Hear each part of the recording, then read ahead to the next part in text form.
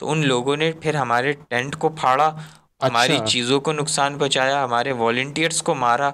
जो सामान हमारा पड़ा था, जो हम ऑलरेडी देने के आए थे, वो सारा सामान लेके चले गए। ना सिर्फ ये, बल्कि हमारा जो रोटी बनाने का कुछ छोटी बहुत चीज़ें होती हैं, हमारी अपनी चीज़ें भी ले गए। आप द आखिरी राइट दफ़ा वे। फ्रूट लेने डंडा लेकर कब गए थे? नहीं, ऑफ कभी भी कोर्स नहीं नहीं। गए होंगे। आप पैसे लेकर जाते, अगर चलें पैसे नहीं भी लेके जाते तो आप लाइन में लगते हैं, एक तरीके कार है सारी चीज़ें। लेकिन डंडे लाने का मकसद ये था स्पेसिफिकली। वहाँ कई लोगों के तो लोगों के भी कपड़े फाड़े गए, हमारे वॉलेंटियर्स को भी मारा गया, उनके भी कपड़े फाड़े।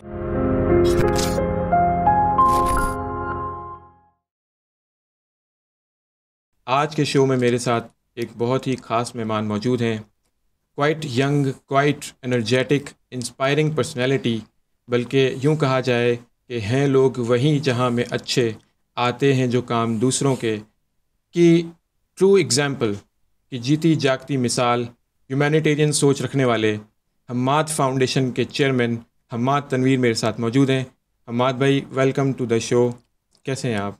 थैंक यू सो मच, अल्हम्दुलिल्लाह। आप कैसे हैं? अल्लाह का शुक्र है। हम्माद भाई, सबसे पहले आपका बहुत शुक्रिया, आपने हमें टाइम दिया।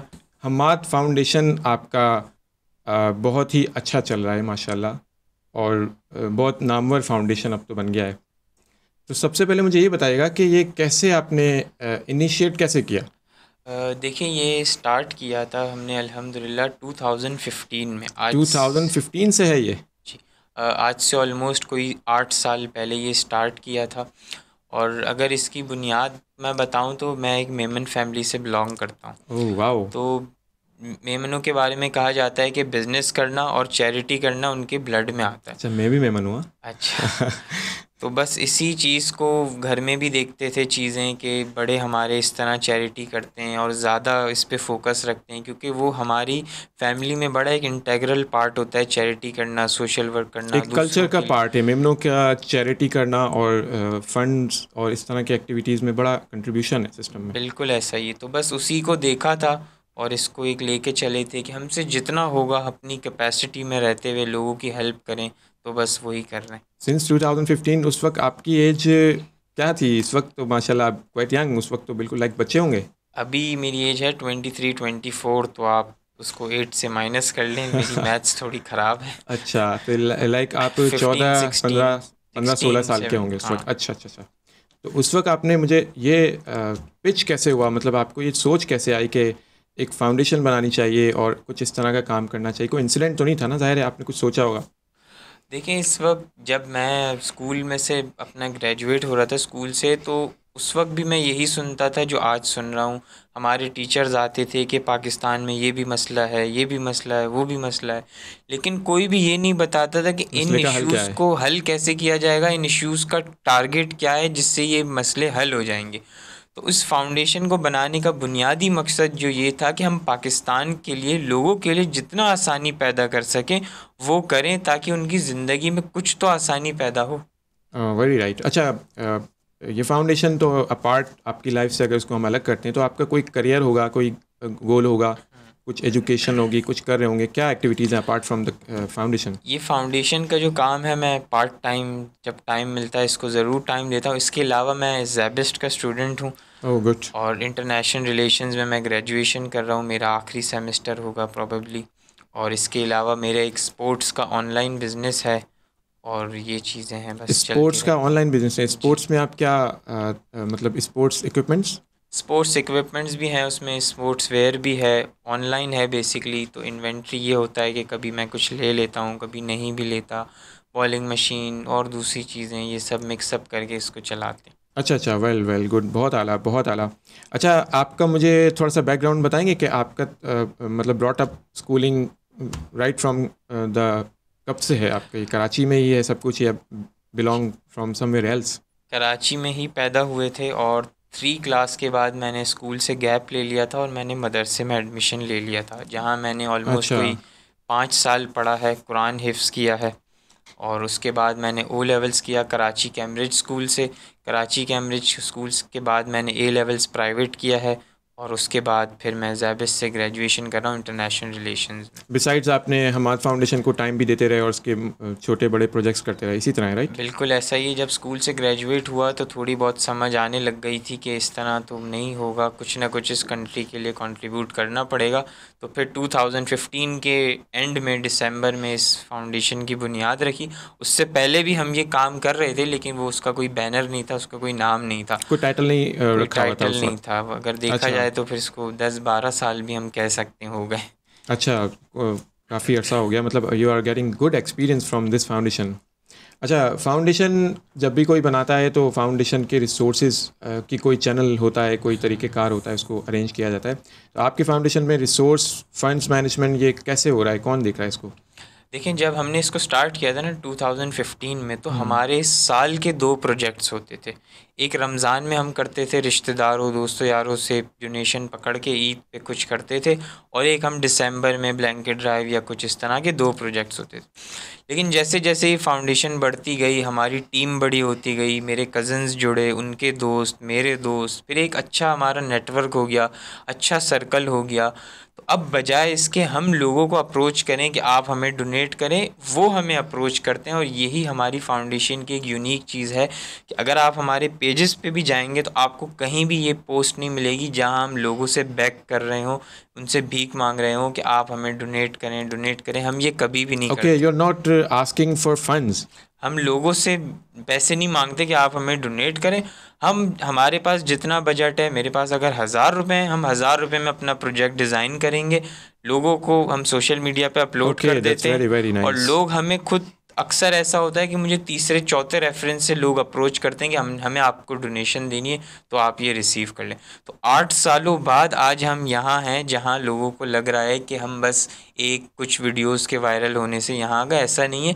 पूरी 8 साल की एक हिस्ट्री है आपके स्ट्रगल है पास, जिसकी वजह से आज हम यहाँ आए। एफर्ट्स और हिस्ट्री है आपके पूरी 8 सालों की। अच्छा, अभी करंटली आप कौन से प्रोजेक्ट कर रहे हैं? जैसे रमज़ान में तो लाइक इफ्तार ड्राइव और फूड ड्राइव, और तो बहुत सारे छोटे मोटे प्रोजेक्ट्स बहुत सारे लोग करते हैं, लेकिन आपके क्या प्रोजेक्ट्स हैं? देखें, इस वक्त रमज़ान में हमने स्पेसिफिकली ये किया हुआ है कि हमने मेन हसन स्क्वायर पे एक बचत कैंप लगाया, जो कि हम पिछले, आप समझ लें, दो, सब्सिडाइज मील लाइक? बिल्कुल, हम पिछले 2-3 सालों से लगा रहे हैं। पहले साल हमने उसमें सिर्फ 5 रुपए की रोटी रखी थी, और हमने औरंगी टाउन से स्टार्ट किया था।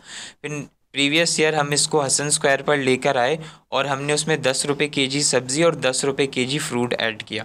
और इस साल हमने रोटी सब्ज़ी फ्रूट के साथ इस दफ़ा चिकन भी ऐड की है, जो कि हम 100 रुपीज़ की दे रहे हैं, सब्ज़ी फ्रूट 10 रुपीज़ का दे रहे हैं, और जो रोटी मार्केट में 25 रुपीज़ की, हम सिर्फ 5 रुपये की दे रहे हैं। अच्छा, पहले आपने स्टार्ट किया सिर्फ फ्रूट से?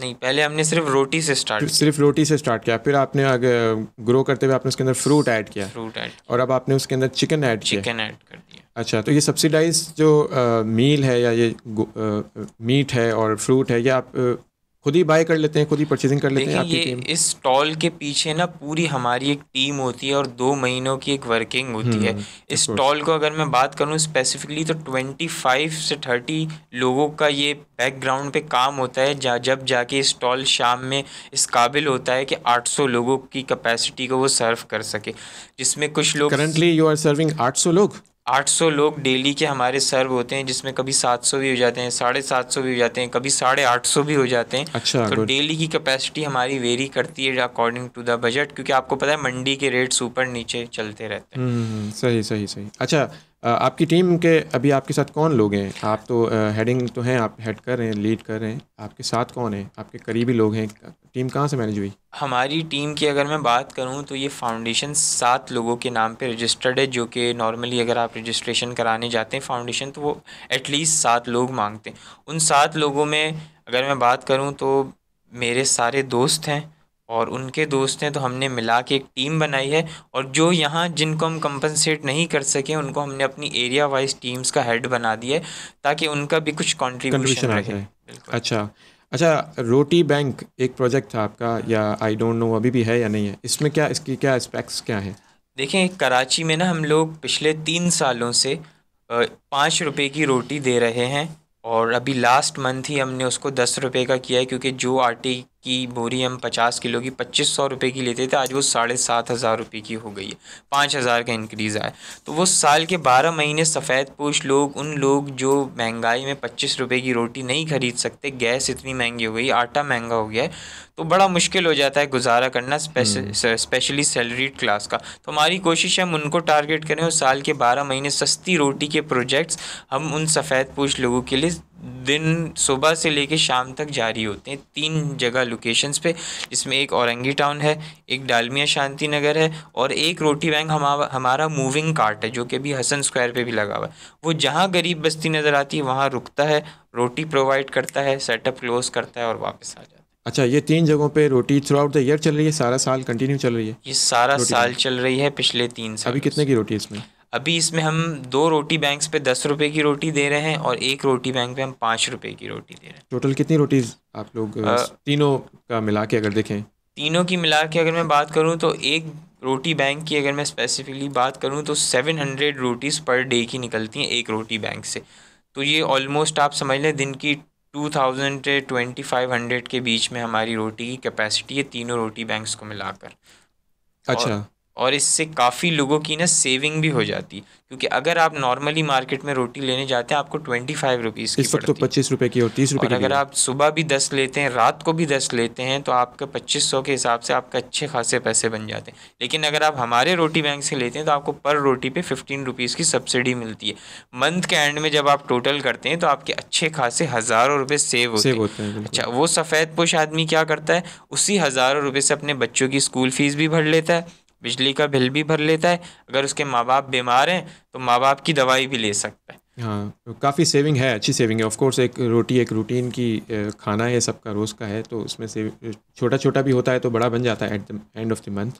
अच्छा, इसके अलावा आपने फ्लड में भी कुछ काम किया है, फ्लड रिलीफ भी किया है पिछले जब जो भी पाकिस्तान में सैलाब आया था, तो उसकी डिटेल बताएंगे? फ्लड्स में ये था कि जैसे ही फ्लड्स आया और हमारी एरिया वाइज टीम, जैसे कि मैंने कहा, उन्होंने हमें अपडेट दी कि सिचुएशन बहुत ज़्यादा ख़राब है, तो ये है, मुझे अच्छी तरह याद है, हमारे जैसे मैंने कहा हम डोनेशन के लिए बैग नहीं करते, हमने दोस्तों यारों में पैसे जमा किए और हम सिर्फ 10 राशन के पैसे इकट्ठे कर सके थे, तो हमने वो 10 राशन वहाँ पहुँचा दिए। जब ज़ाहिर है हमारे डोनर्स को पता चला कि भाई ये लोग भी फ्लड्स में काम कर रहे हैं, फिर अल्हम्दुलिल्लाह इतनी बड़ी चेन चली कि हमने ना सिर्फ वहाँ एड पहुँचाई, हफ्ते के हमारे 2 आप समझ लें ट्रक जाते थे एवरी वीक, और उसके बाद हमने उनको घर भी बना के दिए। फ्लड रिलीफ में आपने घर बना के दिए हैं? जी, फ्लड रिलीफ में हमने टोटल 14 घर लोगों को बना कर दिए हैं। वाओ! ठीक है, और इन घरों की अगर मैं बात करूं तो इसमें कमरे भी शामिल थे, इसमें रेस्ट रूम भी शामिल था, इसमें किचन भी शामिल था। जो लोग आरसीसी बनाए या नहीं, हमने कच्चे कास्ट? घर बनाए। अच्छा, आरसीसी ना बनाने की वजह यह है कि 2 रीज़न हैं उसकी। एक तो उसकी कॉस्टिंग बहुत ज़्यादा आ जाती है, जिन पैसों में हमने 14 लोगों के घर बनाए हो सकता है सिर्फ 5 लोगों के बनते। अच्छा, तो हमारा टारगेट था मैक्सिमाइज़ कैपेसिटी, मैक्सिमाइज़ करें, 14 लोगों को घर दिए। ना सिर्फ ये, बल्कि हमने लोगों को रोज़गार भी प्रोवाइड करके दिए। रोज़गार में हमने ये किया कि बहुत सारे लोगों के मवेशी चले गए थे, तो हमने उन्हें बकरी बकरा का रोज़गार दिया। इसके अलावा बहुत सारे बकरी लोग, बकरे खरीद कर दिए? जी, बकरी अच्छा, बकरे लाइव खरीद के स्टॉक दिया दिए, आपने? बिल्कुल इसी तरह, ताकि वो उनकी ब्रीडिंग कर सकें और विदिन 6-8 मंथ्स, 1 साल बाद उनका वो उससे रूटीन दोबारा कुछ सेट हो कमा जाए। सकें, बिल्कुल। और जो दूसरी रीज़न्स थी कच्चे घर बनाने की, वो मैंने मिस कर दी। वो ये है कि जब आप कच्चे घर बनाते हैं ना, गाँव में वही बनते हैं, और जब गर्मी होती है तो वो घर अंदर से ठंडे रहते हैं, कच्चे घर, ठीक है। और इस पक्के घर का ये सीन नहीं होता, क्योंकि वैसे भी they are more comfortable in, कच्चे घर का सिस्टम ही उनका होता है तो उनको ज़्यादा बेहतर वही लगता है। और उसका They एक don't like मेन पक्के घर। रीज़न भी ये है ना कि अगर सर्दी आएगी ना तो वो आपके घर गर्म हो जाएंगे ऑटोमेटिकली अगर कच्चे होंगे। लेकिन अगर आप पक्के घर बनाते हैं आरसीसी, तो उसमें ये होता है कि जब सर्दी आती है तो वो और ठंडे हो जाते हैं, और जब गर्मी आती है तो वो मज़ीद तपने लगते हैं, गर्म हो जाते हैं। अच्छा, रोटी बैंक हो गया, फ्लड रिलीफ हो गया, इस वक्त आपका रमज़ान में भी काफ़ी अच्छा प्रोजेक्ट चल रहा है सब्सिडाइज मील का। इसके अलावा डैम का प्रोजेक्ट आपका कुछ था, चल रहा है, उसकी क्या डिटेल्स हैं? डैम का इस तरह है कि हमारी एक टीम है केपी के करक के अंदर, जो कि हमारे पीछे लगी थी कि आप डैम बनाएं, क्योंकि अच्छा, वहाँ डैम की ज़रूरत है, पानी का भी मसला है, और जब सैलाब आता है या बारिश होती है तो काफ़ी पानी वेस्ट हो जाता है। तो अब ज़ाहिर है हमारे पास 2 साल तक इतनी अमाउंट नहीं थी कि हम डैम बना सकें, लेकिन जैसे ही हमारे पास एक अमाउंट जमा हुई तो हमने वहाँ डैम का काम स्टार्ट करवाया, और विदिन 60 डेज़, जो डॉक्टर आदिल हमारी टीम के वहाँ हेड हैं केपीके में, उन्होंने विदिन 60 डेज़ डैम बनाया है, जिसमें हैवी मशीनरी यूज़ हुई है, लातादाद वॉलंटियर्स यूज़ हुए हैं, इसमें पेड मज़दूर भी यूज़ हुए हैं और दूसरी किस्म की मशीनरी भी यूज़ हुई है। और अगर मैं इस डैम की कैपेसिटी की बात करूं तो 94 लाख गैलन्स, दिस मीन्स कि 50 करोड़ लीटर पानी उसके अंदर स्टोर हो जाता है। और अगर मैं इसकी बात करूं तो इसमें 25,000 लोगों का 2 साल तक पानी का मसला हल हो गया है। और अब खुदा ना खास्ता, अल्लाह ना करे ऐसा हो, अगर सैलाब आता है तो वो डैम इतनी कैपेसिटी रखता है कि अब अपने आप को पानी को क्रॉस आबादी में नहीं जाने देगा। और हमने वहाँ ड्रेनेज भी बनाया है कि अगर एक्सेसिव पानी आएगा तो वो ड्रेनेज के थ्रू चले जाएगा और वहाँ जाएगा जहाँ लोगों की फसलें हैं, तो वो जो ड्रेनेज का पानी होगा वो भी वेस्ट ज़ाया नहीं नहीं होने होगा। देगा। अच्छा, जी ये डैम किस जगह पे आपने बताया है? हमने बनाया है, टू बी प्रिसाइज, जट्टा इस्माइल खेल केपी के करक के अंदर एक गांव है जहां की पहाड़ियों के बीच में हमने इस डैम को बनाया है। तो ये लोकेशन और इसकी इजाज़त और ये सब चीज़ें आपकी टीम के जो doctor, what you said, doctor Adil, doctor, तो he was looking this activities. ये जो हमने डैम बनाया ये हमने एक प्राइवेट ज़मीन पे बनाया है, क्योंकि मैंने अच्छा, जैसा कहा कि वहाँ के लोगों ने बहुत बढ़ चढ़ के इस प्रोजेक्ट में हिस्सा लिया है, यानी क्योंकि कि ये उन्होंने, सेल्फ मेड डैम है। जी उन्होंने समझ लें लाखों रुपए की जो एम्प्लॉयमेंट है, जो मजदूरी होती है, वो उन्होंने खुद की है, फ्री ऑफ कॉस्ट करी है। और एक साहब ने अपनी पूरी ज़मीन डोनेट कर दी थी हमें, उन्होंने कहा जितनी आपको ज़मीन चाहिए, जहाँ तक चाहिए अच्छा निशान लगा लो और डैम बना लो। अच्छा, बहुत आला। ये तो आपने काफ़ी, मैं समझता हूँ सब काफ़ी बड़ा प्रोजेक्ट ये किया आपने। अच्छा हमाद, इतनी सारी चीज़ें एक्टिविटीज़ आपने कर ली माशाल्लाह, तो ये तो आप, you are going to influence the politics of Pakistan. तो पॉलिटिक्स में आने का ये रास्ता बनाया है आपने, या पॉलिटिक्स में आने का कोई इरादा है आपका, या क्या है ये? देखिए पिछले दिनों भी एक शो पे मुझसे ये सवाल हुआ था, मैंने अच्छा उन्हें जो जवाब दिया था वही मैं आपको देता हूँ। सबसे पहले तो हमें ये समझना पड़ेगा कि पॉलिटिक्स होती क्या। पॉलिटिक्स का मतलब है आपकी ज़ात से किसी को फ़ायदा पहुँचे, आप दूसरों के लिए काम आए, अपनी कौम के लिए काम आए, अपने लोगों के लिए काम आए। बहुत तो आला। वो तो आने की ज़रूरत नहीं, वो तो ऑलरेडी मैं और मेरी टीम कर रहे हैं। अगर लेकिन ये तो यही आपकी पॉलिटिक्स है ये तो तो हम तो आपकी ऑलरेडी डेफिनेशन है। पॉलिटिक्स कर रहे हैं। ये तो आपकी डेफिनेशन है। अगर जो पॉलिटिक्स पाकिस्तान में चल रही है, उसकी ये definition do you think match होती है उससे? उससे तो खैर नहीं होती, अगर इससे मैच होती तो आज हम एक सुपर पावर होते। उससे मैच नहीं होती है ऑफ कोर्स। तो आपका इरादा है पॉलिटिक्स में आने? देखिए अगर हम सिर्फ ये सोच लेंगे ना कि पॉलिटिक्स का मतलब है, अगर हम उसको लिंक कर दें सिर्फ इलेक्शन लड़ने से, तो इलेक्शन लड़ने का ऐसा कोई इरादा नहीं है। अभी तक तो कोई इरादा नहीं है। हम जो कर रहे हैं लोगों को सर्व कर रहे हैं। अगर हम बगैर पॉलिटिक्स में आए ही या इलेक्शन बगैर लड़े ही हम लोगों के लिए इतने प्रोजेक्ट्स कर सकते हैं, तो मैं समझता हूँ कि हमें फिर उसकी ज़रूरत नहीं है, हम वैसे ही यहाँ काम कर लेंगे। अच्छा, दूसरी बात हमाद, अभी आपके रिसेंटली आपके जो सब्सिडाइज मील के स्टॉल्स हैं, लाइक हसन स्क्वायर पे है और 2-3 और भी जहाँ पे भी हैं, तो वहाँ पे अभी क्या इंसिडेंट हुआ था? ये इतने ज़्यादा लोग आपने मतलब आपके पास आ गए थे, ओवर कैपेसिटी हो गए थे लाइक, तो ये क्या फड्डा हो गया, लड़ाई हो गई, कैसे हुआ ये? लेकिन सबसे पहले तो ये ओवर कैपेसिटी नहीं हुआ था, ये एक स्मूथली काम चल रहा था। और एक अचानक, मैं उस वक्त स्टॉल पे थोड़ा दूर था, मैं पहुंच नहीं सका था, उस वक्त थोड़ा सा ज़्यादा रश था, क्योंकि रूटीन होता है तो आप कोई भी नहीं पहुंच सकते, आप भी आएंगे आप भी नहीं जा हम्म। सकेंगे, क्योंकि लाइन लगी हुई होती है, एक सिस्टम के थ्रू, टोकन सिस्टम के थ्रू चीज़ें चल रही होती अच्छा हैं। तो उस दिन ये हुआ कि मैंने कहा चलो मैं यहीं खड़ा हो जाता हूँ, जब जब लोग चले जाएंगे फिर मैं अंदर चले जाऊँ। तो मैं देखता हूँ कि वहाँ मेन हसन स्क्वायर पे लगाया हमने, तो जेल रोड से कुछ लोगों का एक मॉब आ रहा था। उस वक्त मुझे पता नहीं था कि ये एक वायलेंट मॉब है ये कुछ। आप खुद देख रहे थे? जी मैं खुद देख रहा था।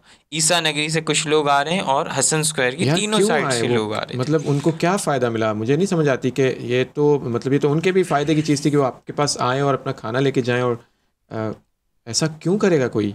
जब वो करीब आने लगे ना, तो मैंने देखा कि कुछ लोगों के हाथ में डंडे भी थे। अच्छा, तो वो आए हैं, बजाय इसके वो लाइन में लगते, जो लोग खड़े हुए थे उन्होंने डायरेक्ट उनको डंडे मारे।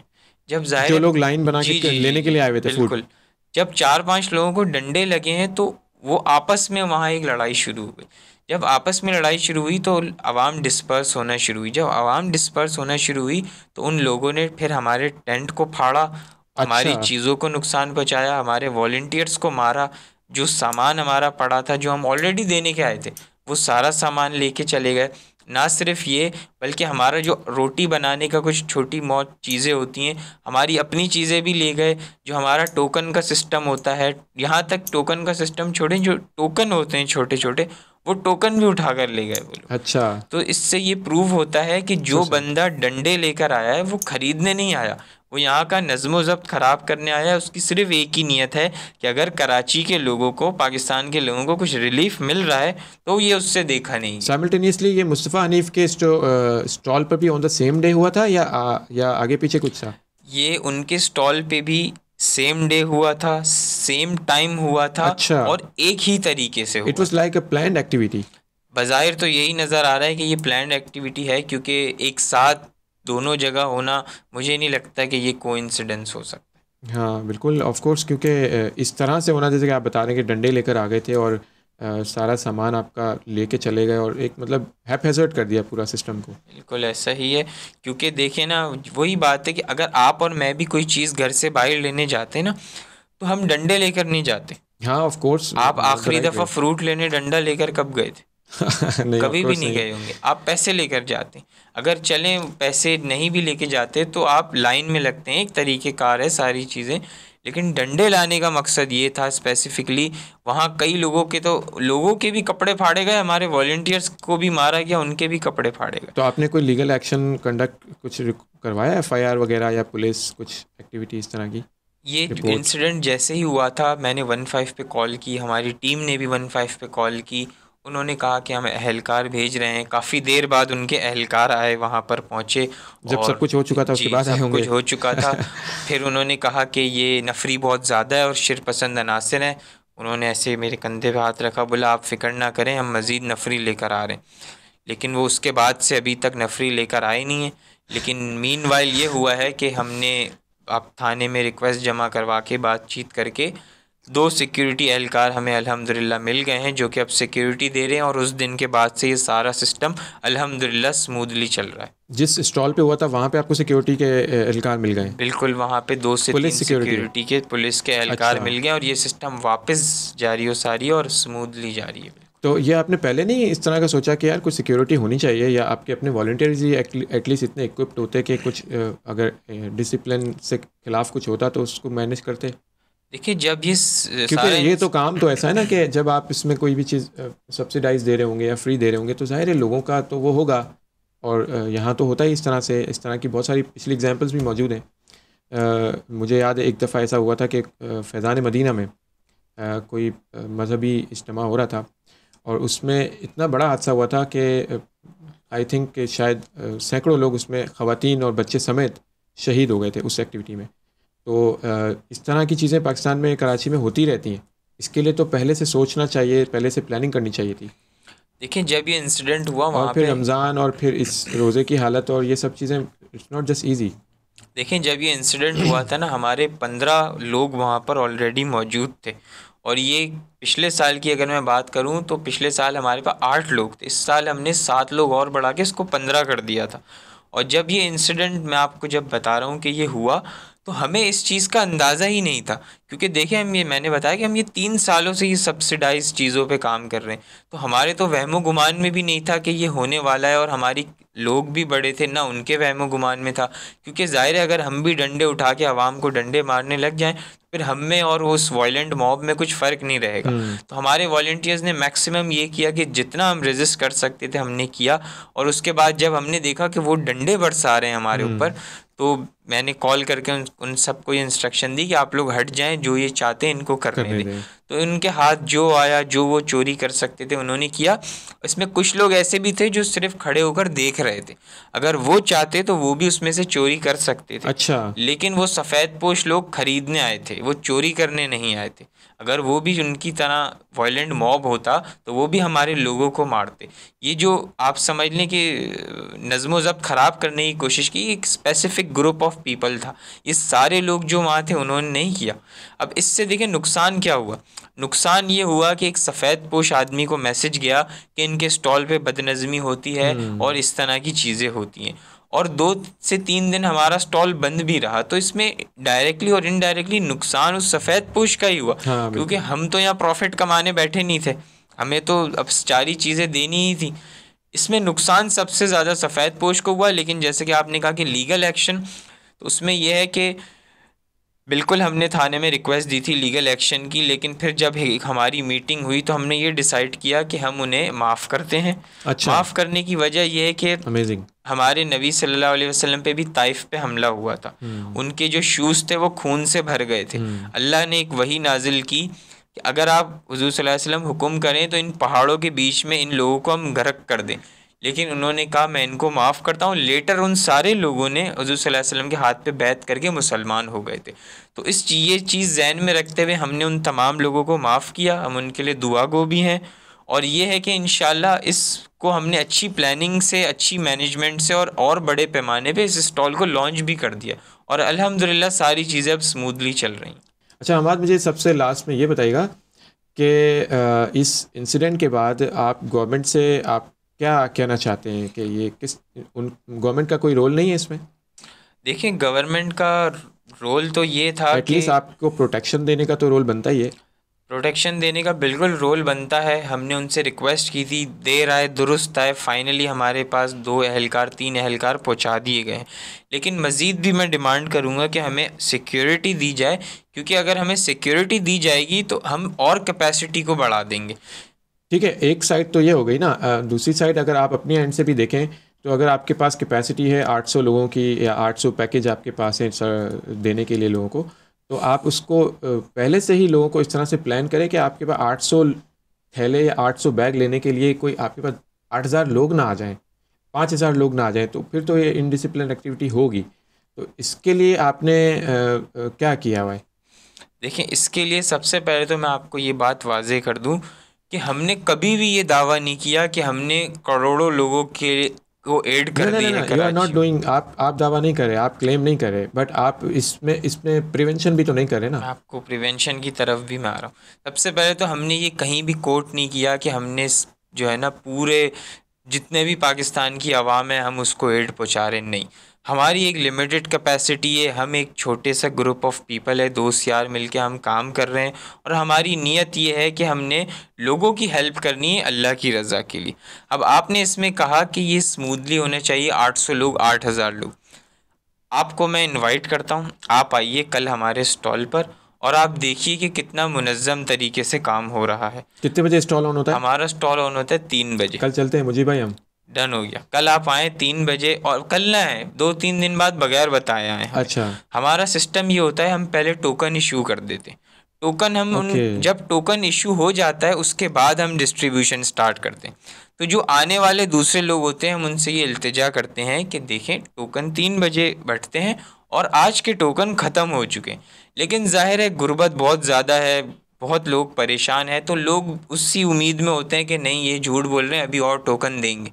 लेकिन ऐसा होता नहीं है। फिर जब वो टोकन लेके 800 लोग 700 लोग 2-2.5 घंटे में फ्री हो जाते हैं, तो फिर उन लोगों के लिए ज़ाहिर है हमें तकलीफ़ है। लेकिन मैंने फिर कहा एक दफ़ा कि जैसे जैसे रमज़ान के एक रोज़े गुजरते जाएंगे, हम इसकी कैपेसिटी 800 है, टारगेट हम कर रहे हैं इसको हमने 1000 करना है, क्योंकि हम लोगों से हम डोनेशन अभी भी नहीं मांगते।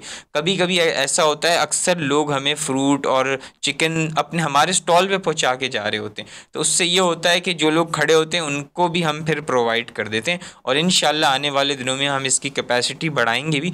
8000 का मैं दावा नहीं कर सकता, लेकिन 1000-1200 का ये वादा ज़रूर करता हूँ कि इसको हम बढ़ाएंगे इंशाल्लाह। ठीक है, very nice to see you. Hamad foundation chairman Hamad, बहुत शुक्रिया, thank you for being guest with us.